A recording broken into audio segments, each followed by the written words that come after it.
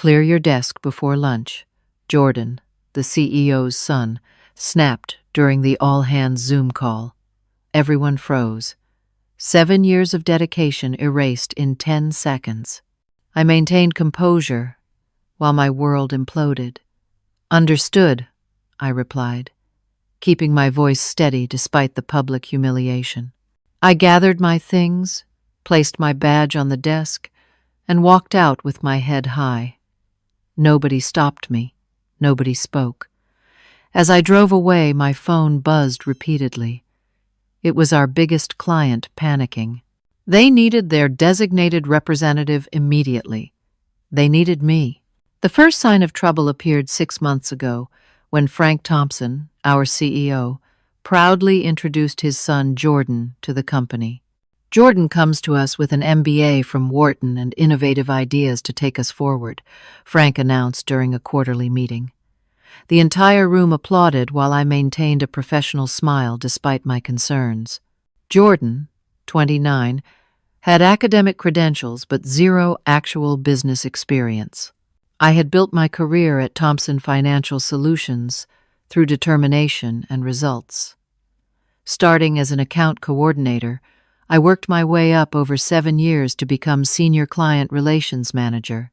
My greatest achievement was securing and nurturing our relationship with Westland Industries, a $350 million client that represented 40% of our annual revenue. During my second year, I noticed Westland struggling with compliance challenges that our standard services didn't address.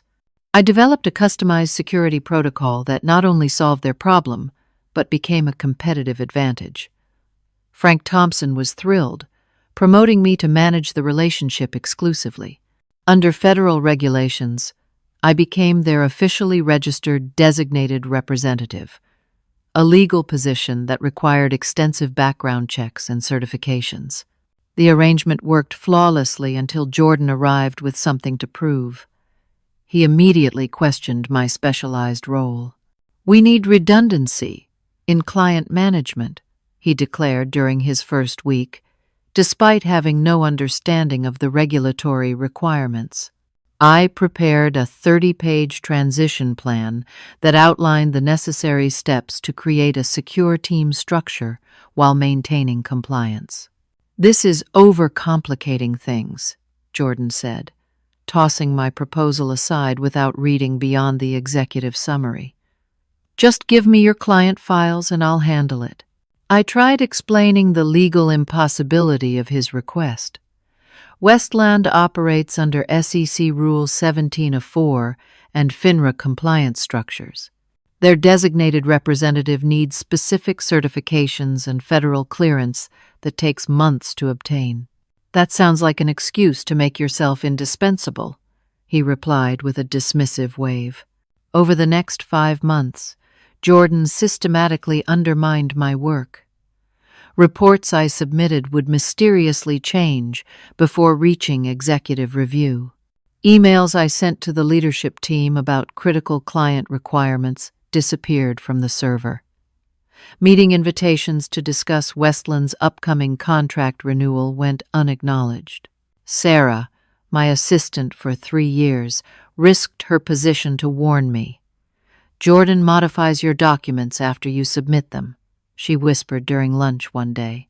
"He's telling everyone you're unorganized and dropping the ball." "Do you have proof?" I asked, stomach tightening with anxiety.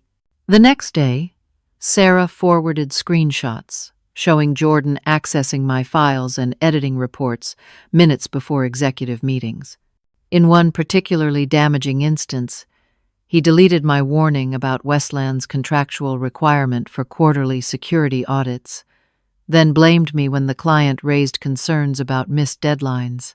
The situation reached a breaking point when I discovered Jordan had deleted email threads containing Westland's specialized contract requirements for their upcoming renewal.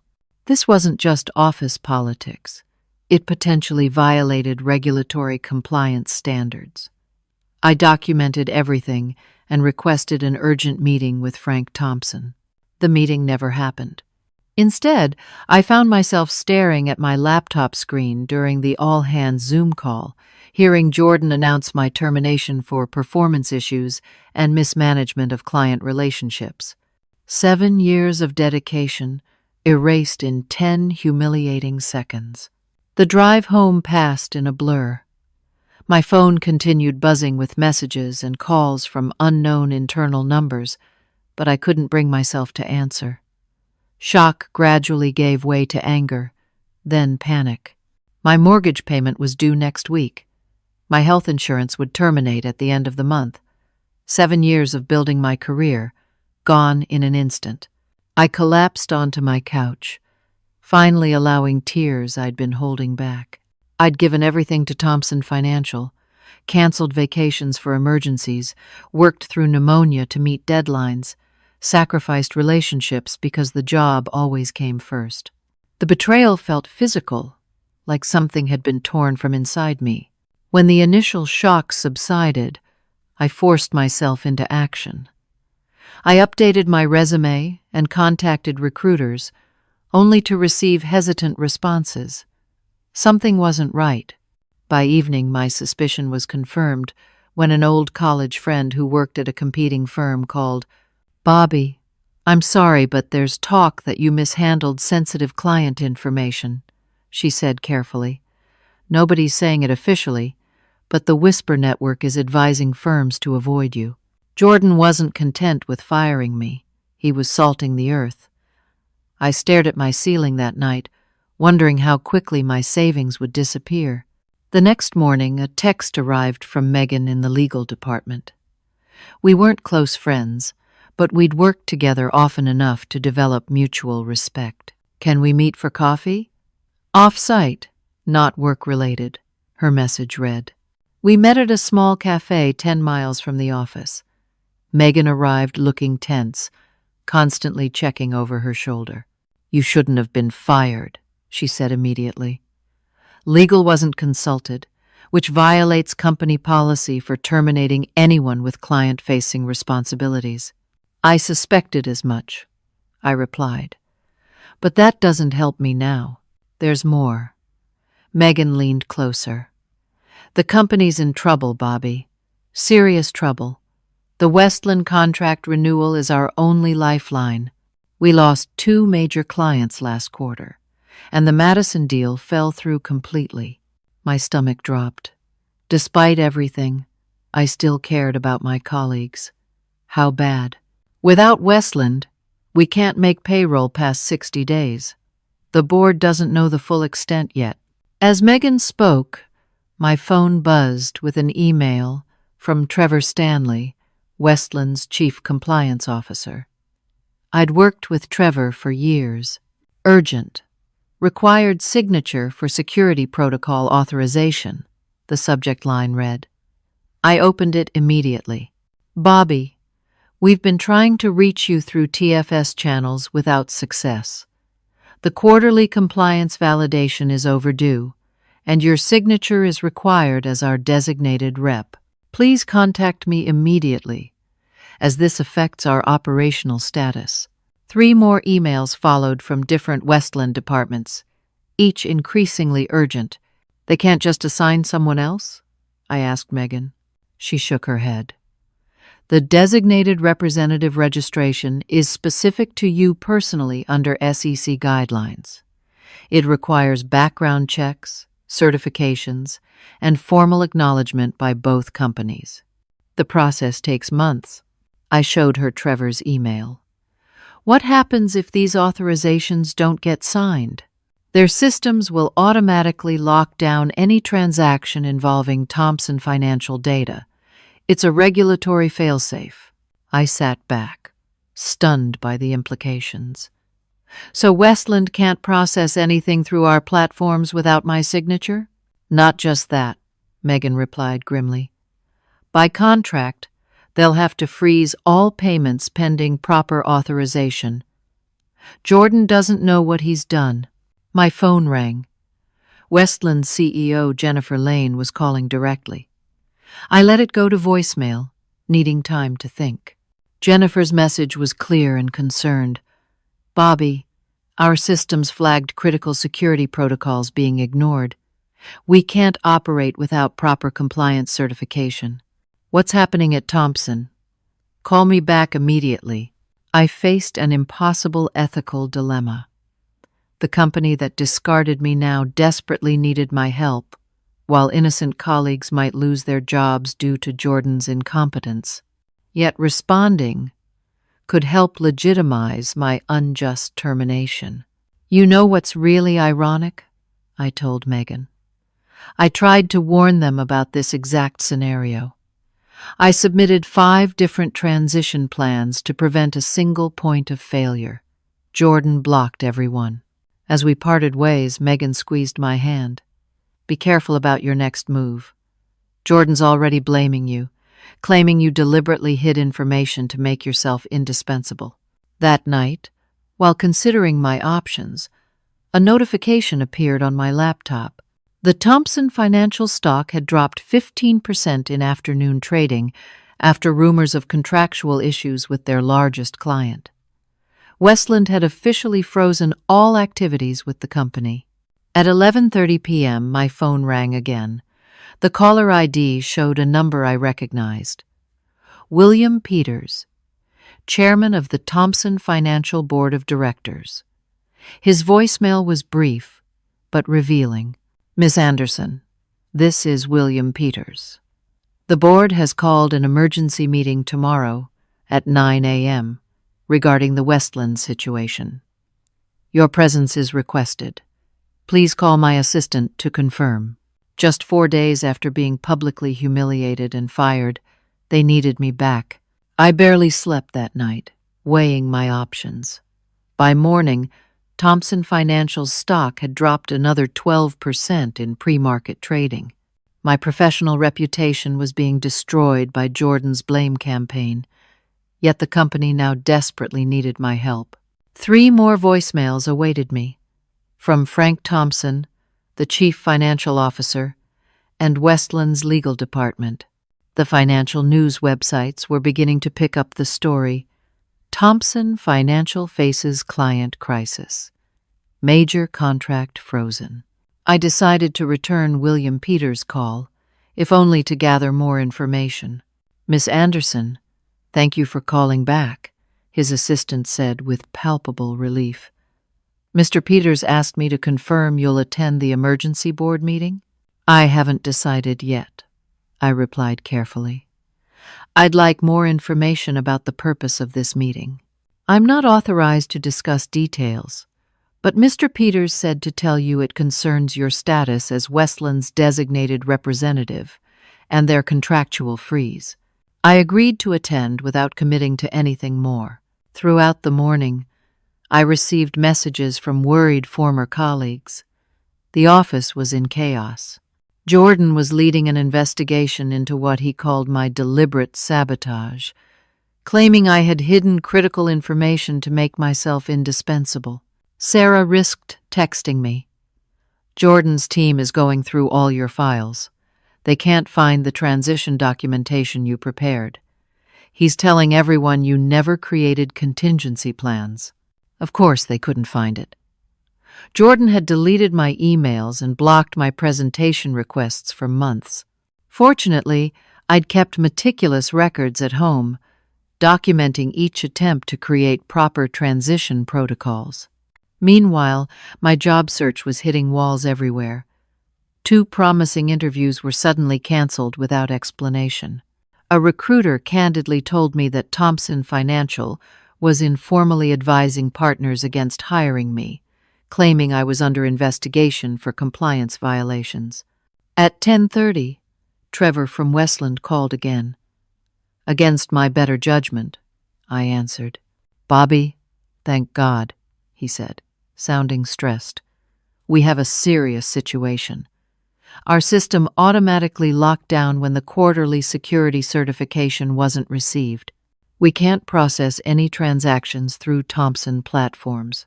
I understand, but I no longer work there, Trevor. I was terminated. Silence followed.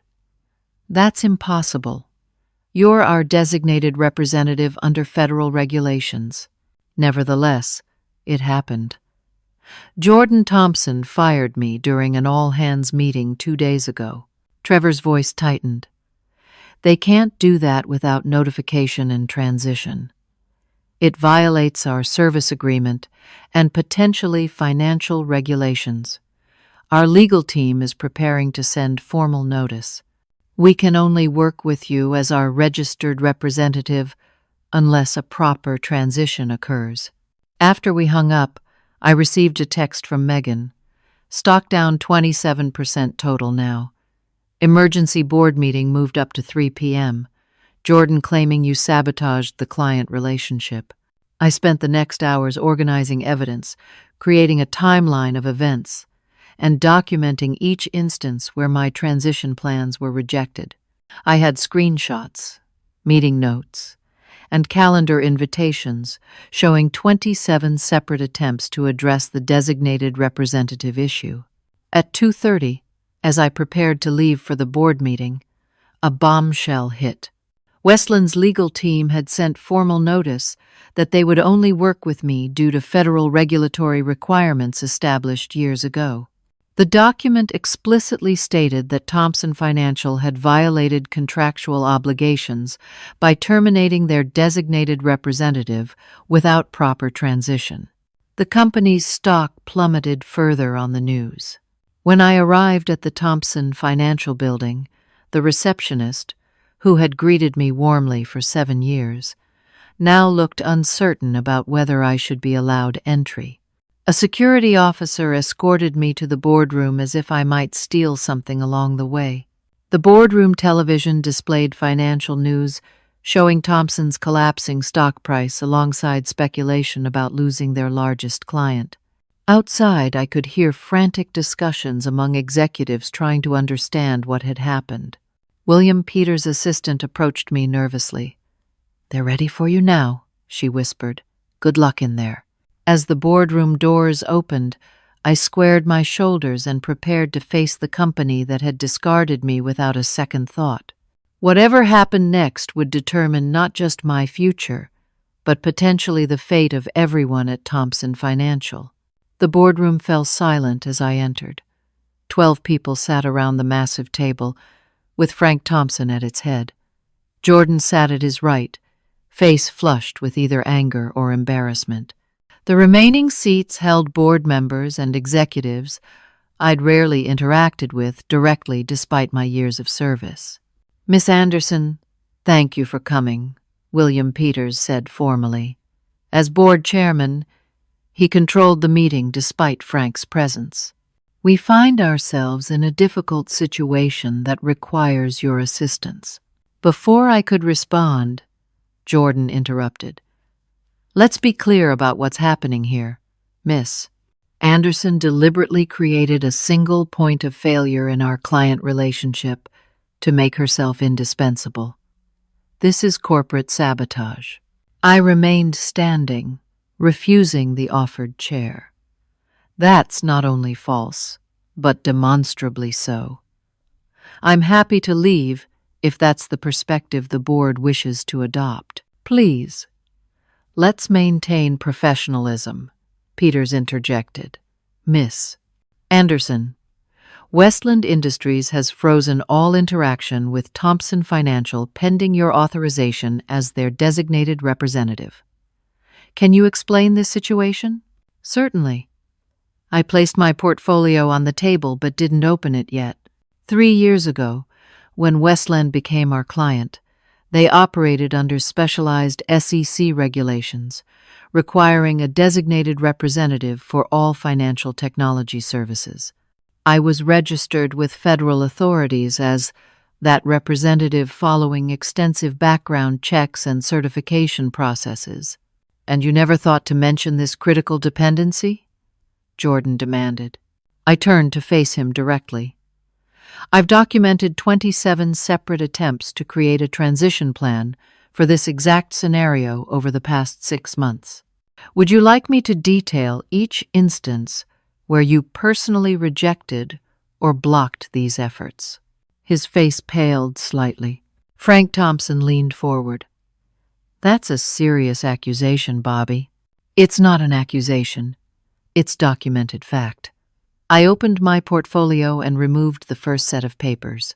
This is the comprehensive transition plan I submitted on March 12th, including regulatory requirements and timelines for certification of additional representatives. It was rejected via email by Jordan on March 13th with the comment, and I quote, "unnecessary complexity and redundancy." I placed the document in the center of the table, along with the email printout. This is the revised plan from April 2nd, addressing Jordan's concerns about complexity. It was ignored. This is the meeting request from April 20th to discuss the regulatory implications of the designated representative requirement. Jordan declined the meeting. One by one, I laid out the evidence. Meeting requests, emails, formal proposals, and documentation of Jordan's systematic dismantling of safeguards I'd established. The board members exchanged uncomfortable glances as the pattern became undeniable. I have 5 more examples, but I believe these illustrate the point, I concluded. Far from creating a single point of failure, I repeatedly attempted to remedy it and was blocked at every turn. The boardroom door opened, and the receptionist entered looking flustered. "I'm sorry to interrupt, but there's someone here from Westland Industries who insists on joining the meeting." A Mr. Alan Parker. The tension in the room doubled instantly. Alan Parker was Westland's chief counsel, known for his no-nonsense approach to contractual obligations. "Show him in," Peters said grimly. Alan entered carrying a thin briefcase. He nodded to me with professional courtesy before addressing the room. "Good afternoon. I'm here representing Westland Industries' interests in what appears to be a significant breach of contractual obligations and potentially regulatory requirements." "We're addressing the situation, Alan," Frank Thompson began. "Are you?" Alan removed a document from his briefcase. "Our agreement explicitly requires a qualified, designated representative to manage security protocols under SEC Rule 1704. That representative must maintain specific certifications and clearances. Miss Anderson is the only individual at Thompson Financial registered with the SEC in this capacity." "We can register someone else," Jordan insisted. Alan's expression hardened. "That process takes a minimum of 60 days and requires extensive documentation and approval from both federal authorities and Westland's board. In the meantime, we legally cannot proceed with any transactions or renew our service agreement without our designated representative's authorization." The implications hit the room like a thunderclap. Westland's $350 million contract renewal was due in 3 days. "Surely we can find a temporary accommodation," Frank suggested desperately. "We cannot and will not circumvent federal security regulations," Alan replied. "Our systems have automatically frozen all Thompson Financial connections as required by law when compliance protocols are violated. Until this situation is properly resolved with our designated representative, that freeze remains in effect." All eyes turned to me. William Peters cleared his throat. "Miss Anderson, it seems we find ourselves in need of your assistance. What would it take to resolve this situation immediately?" Before I could answer, Jordan made a final, desperate attempt. "She planned this. She's holding the company hostage." Alan Parker turned to Jordan with cold professionalism. "Mr. Thompson, I've reviewed the communication history between our companies. Westland received multiple alerts over the past 6 months from Miss Anderson regarding the need to establish secondary representatives. Each alert included regulatory documentation and transition protocols. Each was acknowledged by our compliance team, who then requested confirmation that Thompson Financial was implementing these recommendations. He placed another document on the table. This is the last communication we received, dated 2 weeks ago, in which Miss Preuss's Anderson expressed urgent concern that no transition plan had been approved despite her repeated attempts. She specifically warned this could create exactly the situation we now face.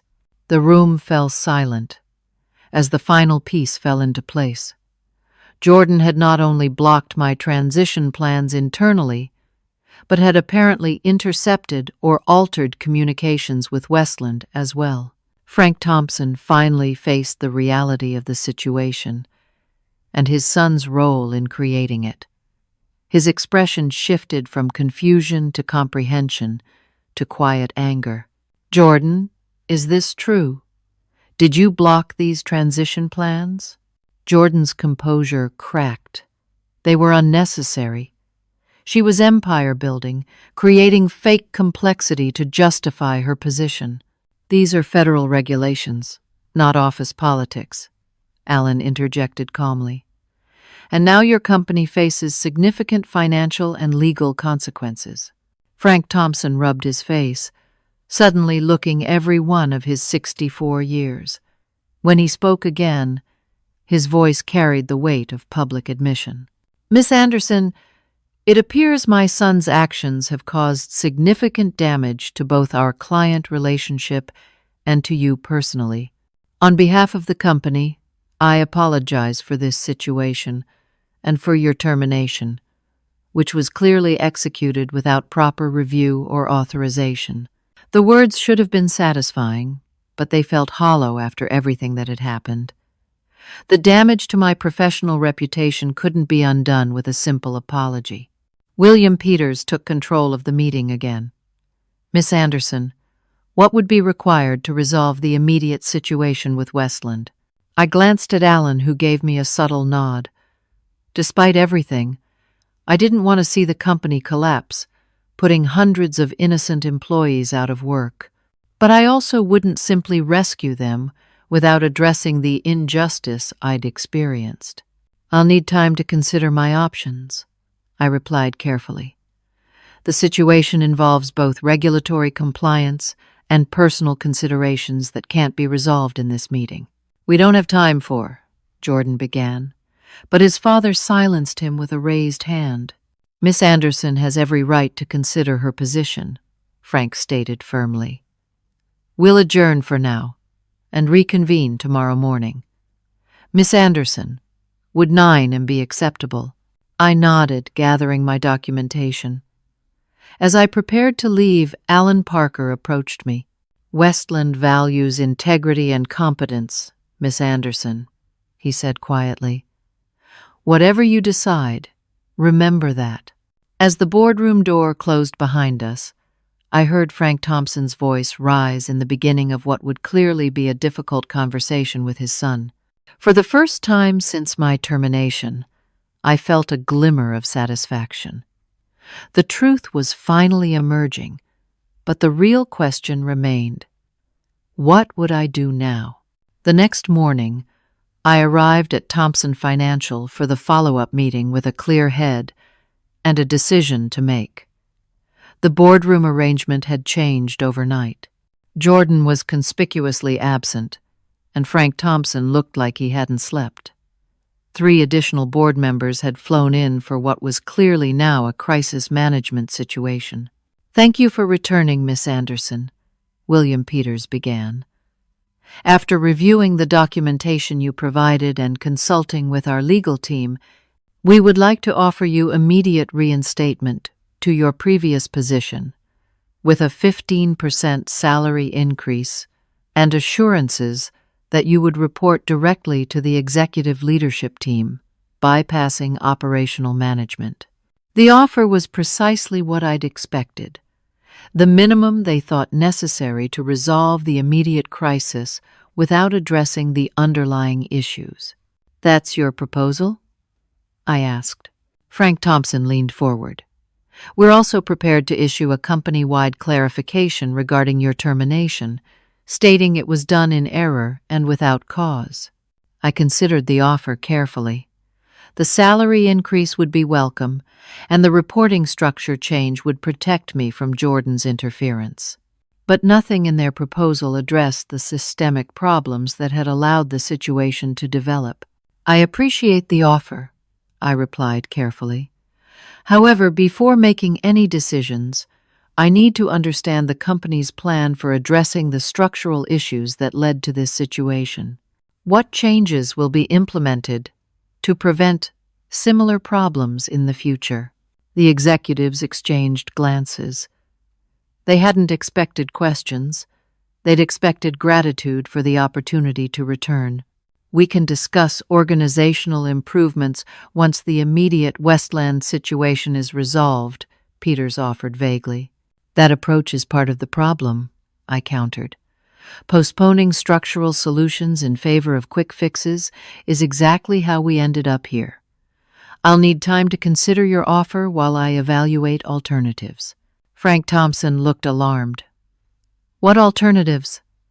"Bobby, we need to resolve this situation immediately. The Westland contract renewal deadline is tomorrow." "I understand the urgency from your perspective," I replied. "But I need to consider my own professional future carefully.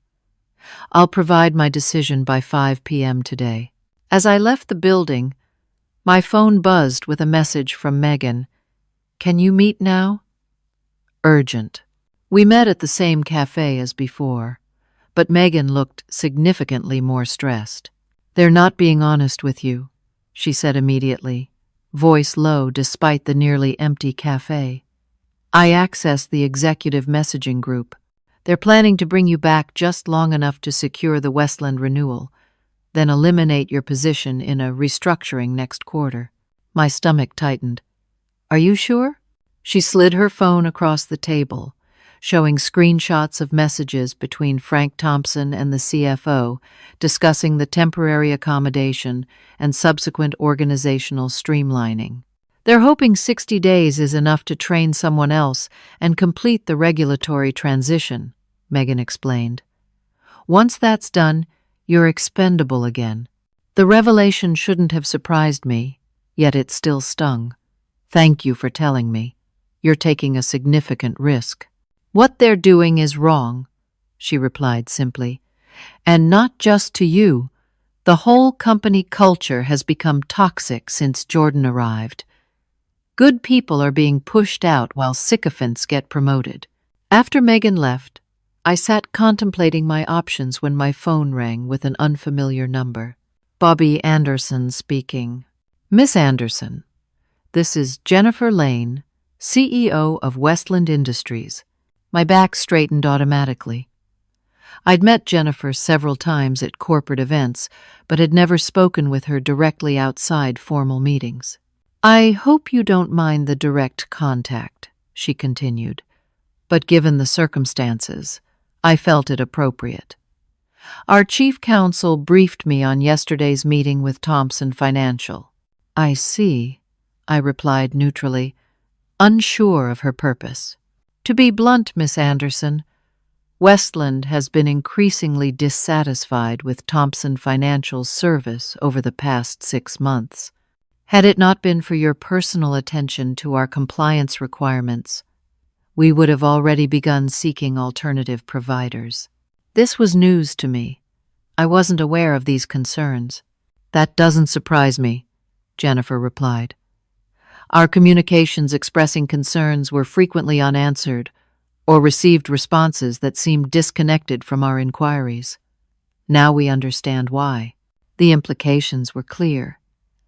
Jordan had been intercepting or altering communications from Westland, just as he had with my internal reports.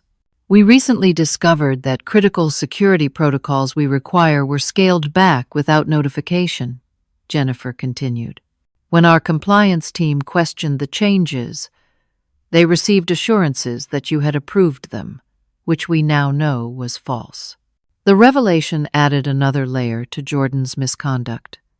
He hadn't just undermined me internally, he had actively misrepresented my positions to our most important client.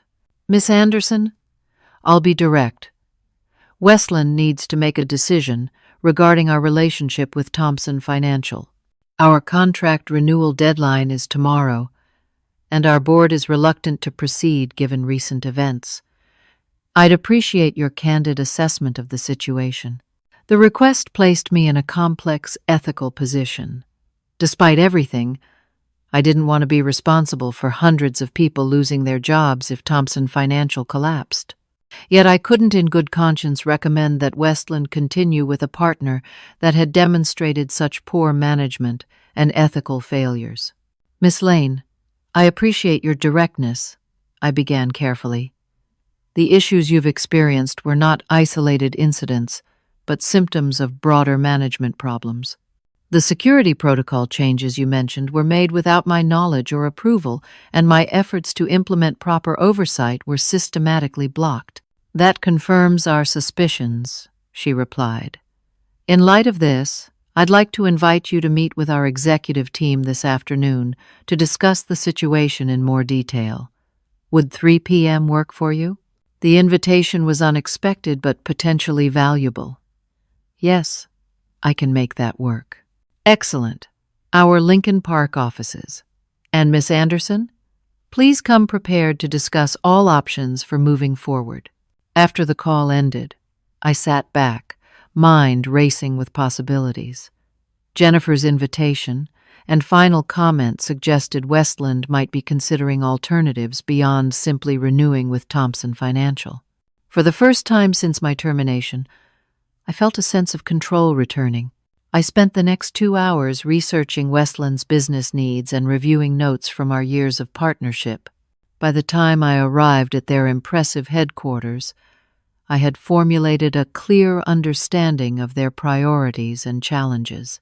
Jennifer Lane greeted me personally, alongside Trevor from Compliance and Alan Parker from Legal.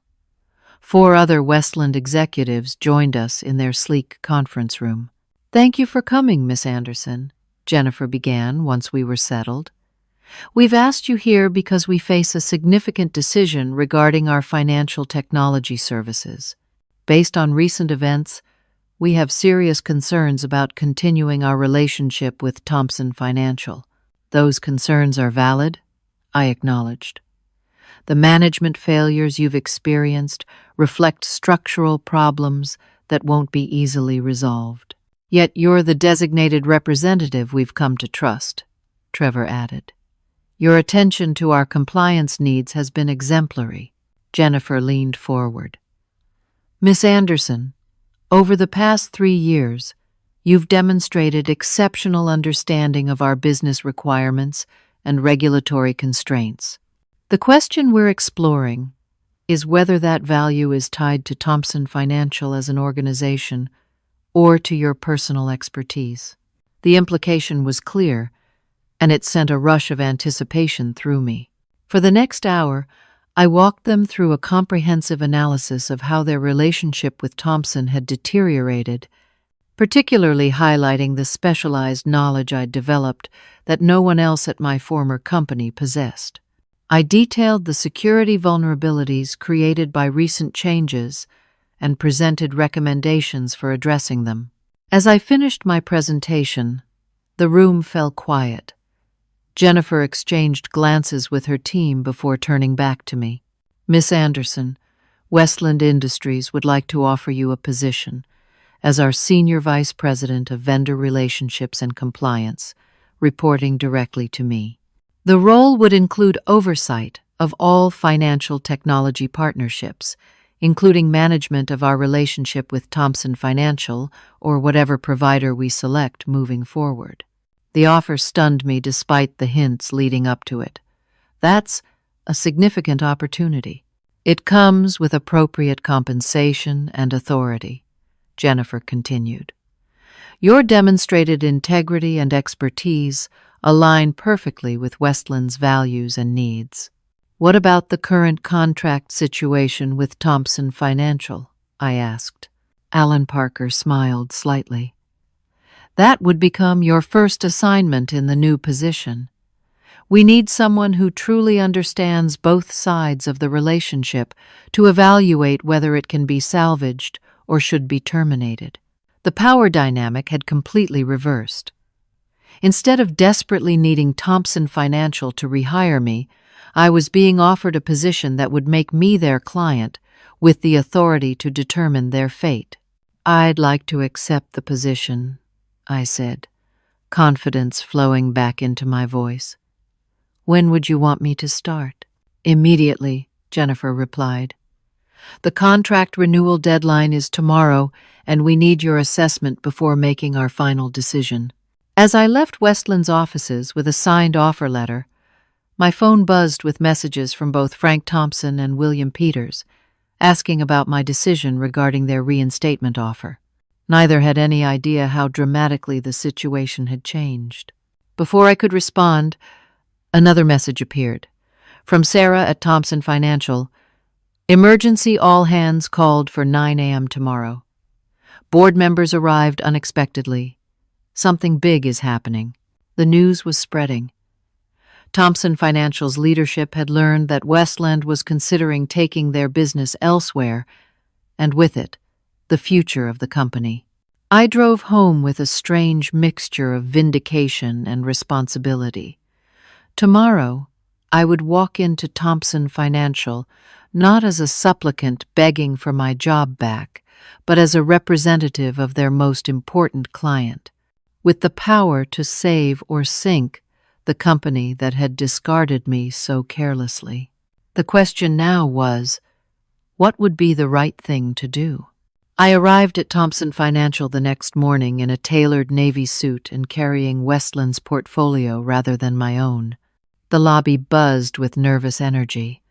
Employees gathered in small clusters, whispering about stock prices and possible layoffs.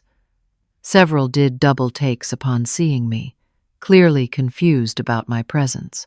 The receptionist, noticeably more respectful than during my last visit, directed me to the main conference room rather than the boardroom. "They're expecting you, Miss Anderson." The conference room contained more people than I expected. The entire board sat along one side, with Frank Thompson in the center looking grim. The executive leadership team occupied the other side, with conspicuous empty spaces where recently departed vice presidents had Saturday. Jordan was present but positioned at the far end of the table, away from his father, a visual representation of his diminished standing. Whispers ceased as I entered. I remained standing at the head of the table, allowing the silence to stretch uncomfortably. William Peters finally broke it. "Miss Anderson, thank you for joining us. We were expecting your response to our offer yesterday." "My circumstances changed," I replied evenly. "I'm here today representing Westland Industries in my capacity as their new Senior Vice President of Vendor Relationships and Compliance." The announcement landed like a bomb. Faces registered shock, confusion, and in Frank Thompson's case, the dawning realization of just how completely the situation had reversed. "That's unexpected," Peters managed. "Is it?" I placed Westland's portfolio on the table. "When you fire your designated representative without cause or transition, then discover they're legally required for your largest client relationship, it creates opportunities for competitors to recognize value you failed to appreciate." Jordan half rose from his chair. "This is clearly a conflict of interest. You can't possibly—" "Mr. Thompson," I interrupted calmly, "Westland's legal department has thoroughly reviewed the situation. There are no non-compete or confidentiality concerns that prevent this arrangement. Perhaps you should consult your own legal counsel before making potentially actionable statements." He sank back into his seat as Frank Thompson placed a restraining hand on his arm. "What is Westland's position regarding our contract renewal?" Frank asked directly. "That's why I'm here," I replied.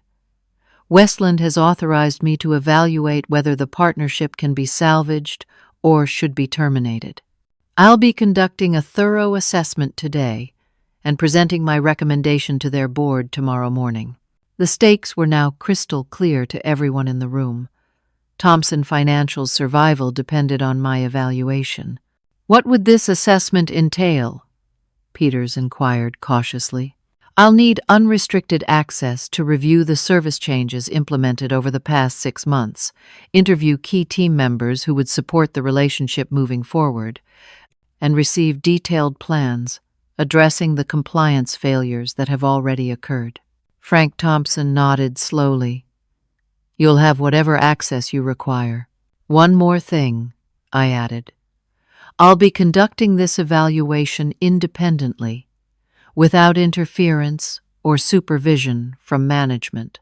All eyes turned to Jordan, who had gone pale but remained silent. For the next 6 hours, I methodically examined what had happened to the once strong relationship between the companies. The findings were worse than I'd anticipated. Jordan had systematically dismantled key security protocols to reduce costs, misrepresented changes to both Westland and Thompson leadership, and diverted resources from client support to his own pet projects. Most concerning were the compliance violations that could have exposed Westland to regulatory penalties. In one instance, Jordan had removed dual authorization requirements for certain transactions, a clear violation of financial regulations that Westland operated under. Throughout the day, I interviewed team members who would potentially support the relationship moving forward. Many were former colleagues who spoke candidly about deteriorating conditions.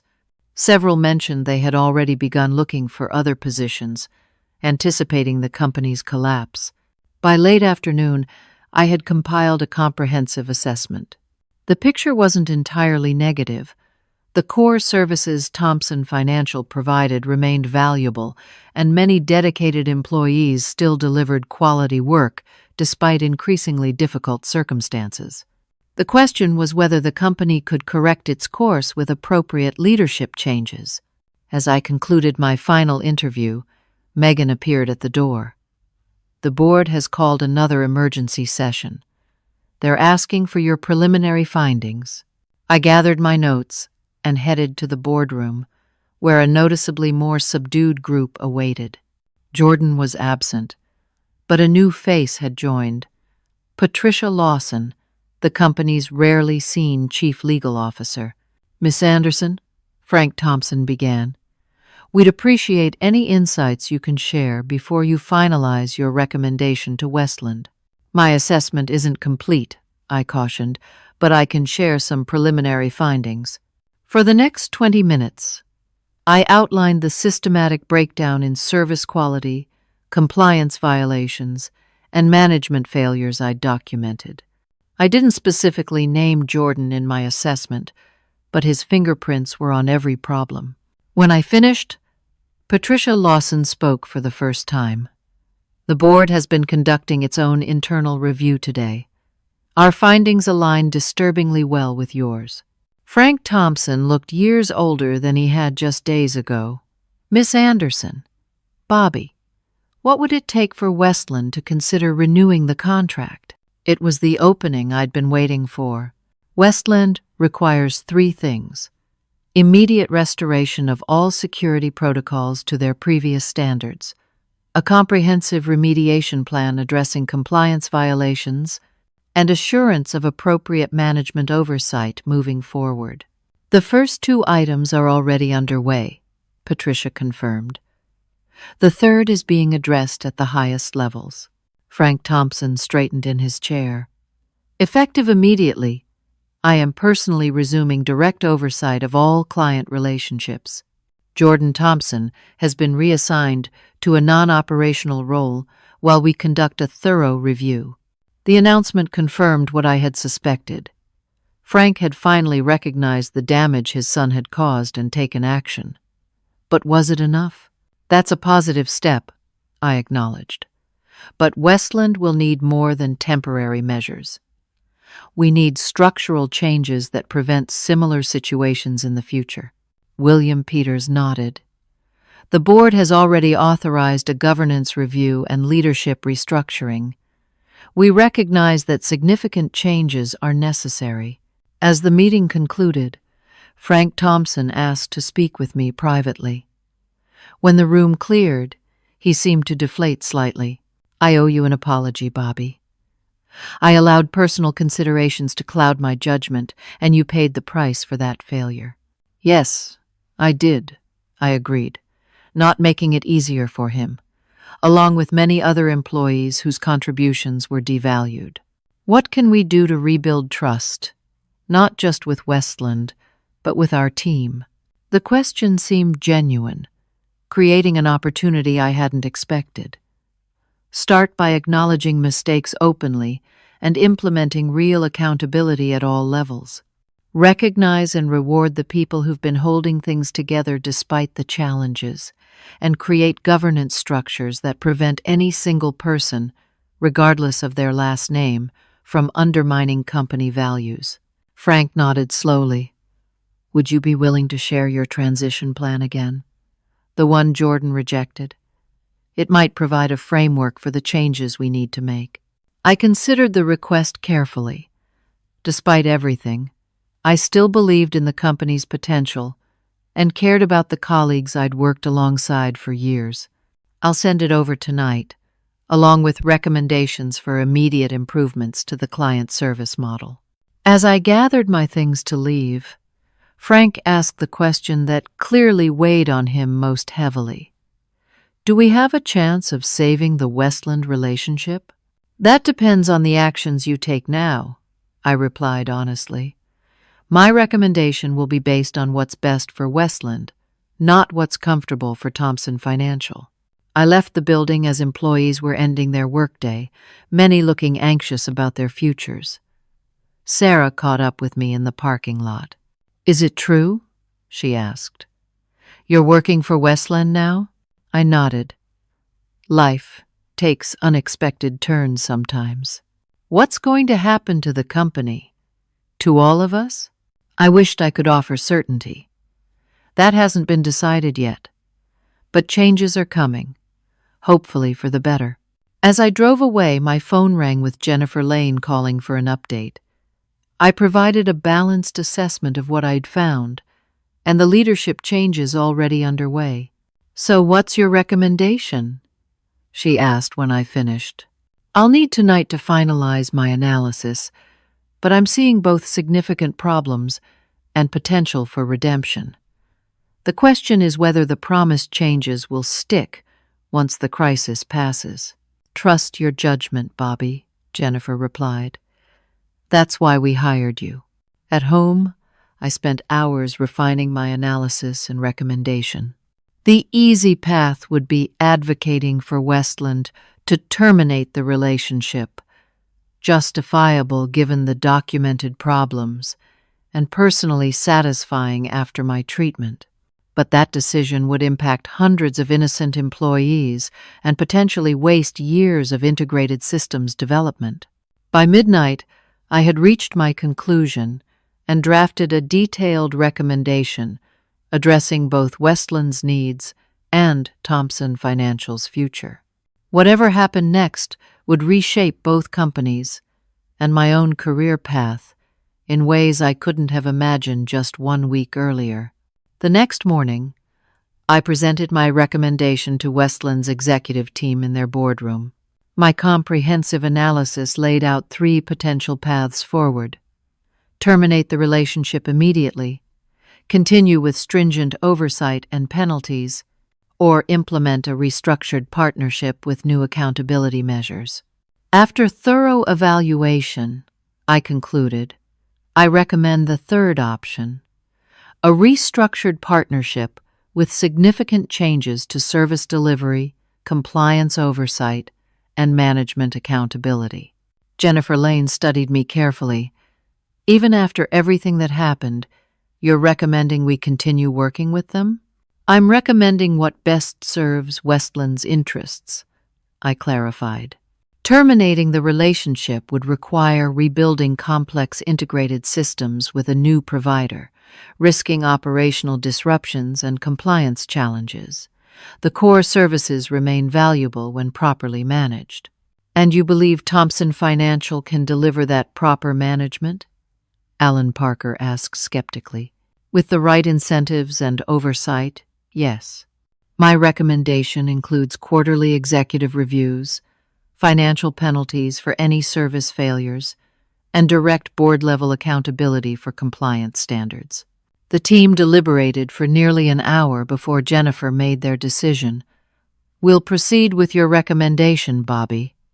Set up the joint meeting for this afternoon. 4 hours later, I returned to Thompson Financial, this time leading a delegation of Westland executives into their boardroom.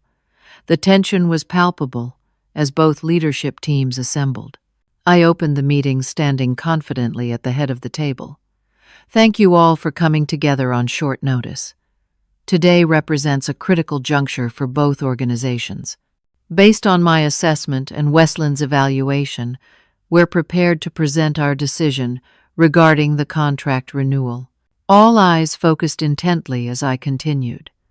Westland Industries is prepared to renew the service agreement with Thompson Financial under significantly revised terms that I'll outline momentarily. This decision wasn't reached lightly, and its implementation will require substantial changes to how this partnership functions moving forward. The visible relief among Thompson's leadership was tempered by uncertainty about these revised terms. I detailed the new requirements: enhanced security protocols, regular compliance audits, financial penalties for service failures, and quarterly executive reviews. Additionally, I continued, Westland requires Thompson Financial to designate multiple authorized representatives to prevent future single points of failure, with a formal transition plan implemented within 60 days. Frank Thompson nodded.